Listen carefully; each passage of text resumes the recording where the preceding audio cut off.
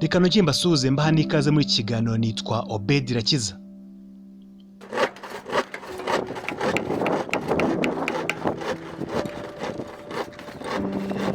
Itorero ry'Abadiventiste umunsi wa karindwi rya Kigali Bilingo Church riherereye i Remera ryatangije umushinga ukomeye wo kubaka inzu y'Imana yo gusengerwamo. Igikorwa cyatangiye ku itariki ya 2 Werurwe 2018 ndetse gihabwa ingengo y'imari ingana na miliyoni 650 z'amafaranga y'u Rwanda.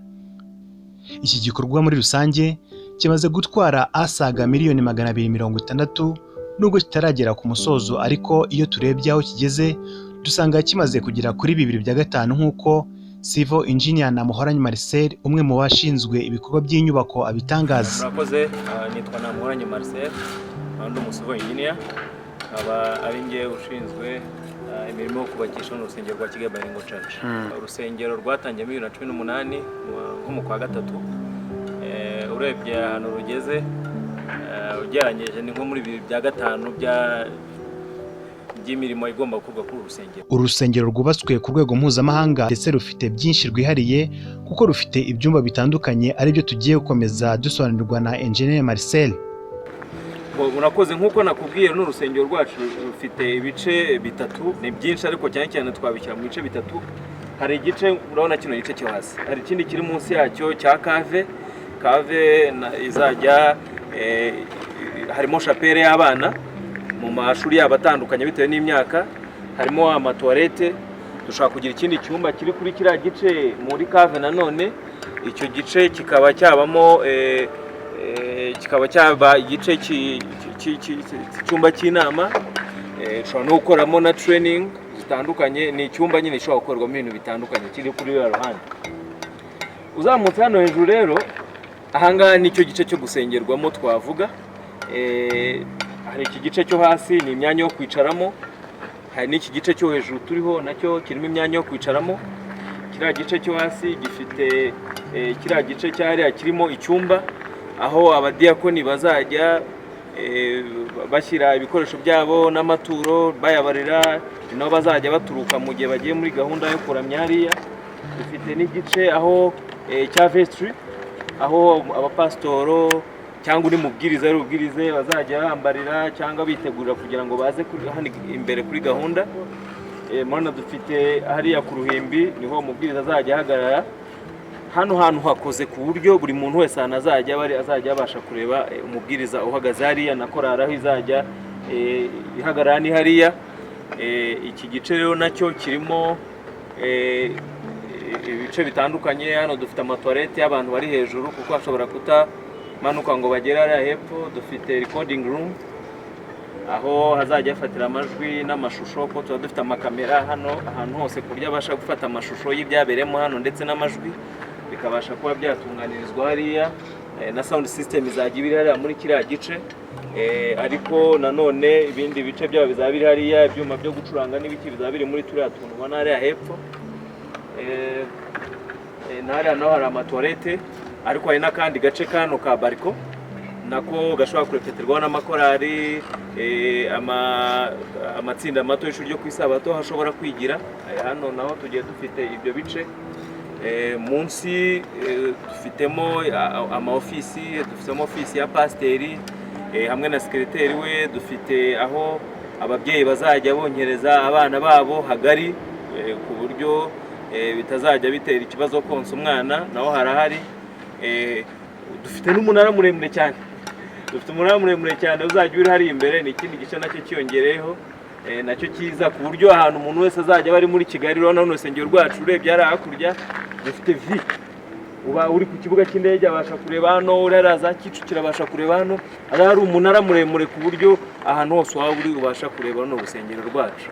Uwo nawe rero uzajya uba uri hariya mu rusengero. Kuba urimo bidasaba ko umuntu acana amatara ku manywa kuko harimo umucyo uhagije, harimo umwuka uhagije ku buryo ventilateur zishobora kuzakenerwa, ariko nanone mu gihe hadashyushye cyane ishobora no kudakoreshwa kuko hagiye hari murabona ari ama opening twagiye dusigamo hariya. Ni ukugira ngo habe hari ayere mu buryo buri naturel budakeneye ama ventilation cyangwa n'urumuri rubashe kugeramo mu buryo budakeneye amatara ku manywa. Uyu mushinga uteganywa kuzaba warangiye muri 2020 washyizweho imbaraga nyinshi kuko mu mizo yarwo ya mbere ubwitange ndetse n'umurava nibyo byahoze biranga abubatsi b'inyubako, tutirengagije ubwitange bw'abizera ba Kigali Bilingo Church baba abasore ndetse n'ababyeyi.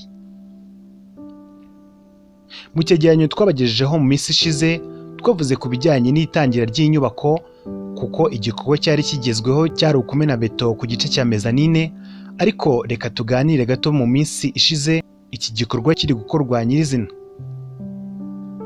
Emmanuel Nyinimpuhwe Gisa ndetse na Ariete Umwari ni bamwe mu bajene ba Kigali Bilingo Church babyutse iya Rubika mu bikorwa byo kumena beto, batangaza ko nubwo hari abakozi bahoraho kandi bahembwa, gusa hakenewe izindi imbaraga zo kwitangira urusengero kugira ngo umurimo wo kurwubaka urangire kandi urangirire ku gihe. Cyaba ari ikintu kibabaje urusengero ruramutse rwuzuye nk'umwizera nta gikorwa na kimwe warukozeho, byaba ari ibintu biteye isoni. Niyo mpamvu nashishikariza buri wese gushyiramo imbaraga mu bushobozi bwe uko bungana. Nta muntu ugomba kwisuzugura imbaraga afite zose, kuko iyo tuzishyize hamwe zibasha kugira igikorwa kiremereye zikora. Hano hari ibintu byinshi abakobwa bakora, hari n'ibyo abasore bakora. Hari n'uko twateruraga amazi nk'uko twabikoraga, gufasha abandi kuzana umucanga, n'ibintu byoroshye abantu bose bakora. Rero icyo nabasaba ni kwitinyuka kandi bakumva ko ibi ni ibyacu, nitwe turi kubyikorera n'ubundi twizagirira inyungu imbere hazaza. Rero nabasaba nabo kuza kandi bakabishyiramo imbaraga kandi ni byiza. Niyo mpamvu nkatwe nk'abizera ba Kigali Bilingo Church tugomba kugira urusengero rw'icyitegererezo rubwiriza n'ubutumwa ku baruzengurutse, aho abantu barubonamo ishusho y'Imana, nabo bakajya bifuza kuza guterana natwe tugafatanya guha Imana yacu icyubahiro kugira ngo Kristo naza twese tuzajyane mu bwami bwo mu ijuru. Rero twese dushyiremo imbaraga, byose birashoboka, kubwo gufashwa n'Imana tuzabigeraho. Amafaranga yubaka urusengero ubundi ngo ava mu bizera kuko nta handi handi ava, nk'uko dukomeza kugenda tubitangarizwa na Engineer Marcel. Murakoze, hari umuntu wigeze kubivuga neza, avuga yuko Imana ijya kuzana no mushinga amafaranga azawubaka yashyize ku makonti ya buri muntu wese. Niko twizera rero, twizera yuko Imana ikoresheje abizera bacu ba Bilingo Church, Imana ikoresheje inshuti za Kigali Bilingo Church, Imana ikoresheje ubuyobozi muri ubwo buryo butandukanye tugenda tubasha kubonamo amafaranga yo kugira ngo n'urusengero rubashe kuba. Iyi nyubako igeze kuri 2/5 ngo irangire, abakozi bayikoraho batangaza ko imbogamizi babona zituma imirimo igenda gake ari uko ibikoresho bibabana bikeya, rimwe na rimwe imirimo yabo igahagarara. Urusengero rwo gutangira narindi kumwe narwo, imbogamizi zo urebye ni nk'uko twabure ibikoresho, akazi kakagenda gake gake, ibikorwa ntibyihute, naho nta zindi mbogamizi, guhembwa neza nta kibazo.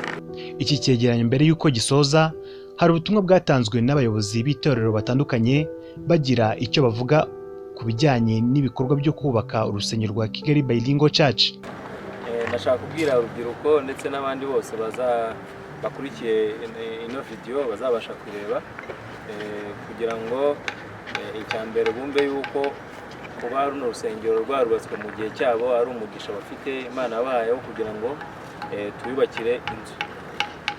Kandi ikindi ku rubyiruko cyane cyane kugira ngo uko imbaraga zabo zingana bazikoreshe umurimo w'Imana, yaba ku bushobozi bw'amafaranga dushobora kubona, dushobora gukura mu nshuti, kuko dufite gahunda kuri ubu ngubu yo gukora icyo gikorwa kugira ngo tubwire inshuti zacu, abo twigana, abo twakoranye cyangwa dukorana, inshuti ziri hanze, ziri mu Rwanda, kugira ngo dufatanye dushyire imbaraga hamwe kugira ngo tubashe kuza runo rusengero. Tubanza gushima Imana, tugashima n'abizera b'itorero rya Kigali Bilingo Church, usibye imbaraga zabo batanga, ariko bashaka n'inshuti zabo zikadufasha. Uyu muhati rero tubona yuko utazayimfa gusa, kandi icyo dusaba ni uko bitaba igikorwa gusa, ahubwo umurimo wose ujyanye n'iterambere ry'ivugabutumwa twaya tuwushyigikira kugeza igihe Yesu azagaruka asanze turi bazima cyangwa se twarashinziriye. kuko ntago abantu bake cyangwa umuntu umwe babasha kurwuzuza ari bonyine. Kandi hari ikibazo gitekereza ko ubushobozi bwinshi bakwiye kubaka no rusengero, ariko amafaranga makeya iyo azanywe n'abantu benshi ashobora gukora ibitangaza bikomeye cyane. Ubushobozi buke dufite, abajene, imbaraga dufite, umwanya dufite, inshuti dufite, reka tubikoreshe ko urusengero ruzatujyana umumaro cyane kurenza n'ababyeyi bacu. Tuzabikoramo ibikorwa byinshi, tuzashyingirirwamo, abana bacu nibo bazakurira bazakirirwamo. Ndasaba n'ingingo urubyiruko kugira ngo kino gikorwa kiri cyarwo basubire n'urusengero, bakurikirane aho bari hose babitekereza, babwire inshuti zabo, kandi nizera ko hamwe n'Imana yacu tuzakora ibyo gutwara. Reka mbashimire ku bw'umwanya wanyu mwatanze, ndetse dukomeze gusengera iki gikorwa kugira ngo kizarangire amahoro. Nitwa Obedirakiza, Imana iba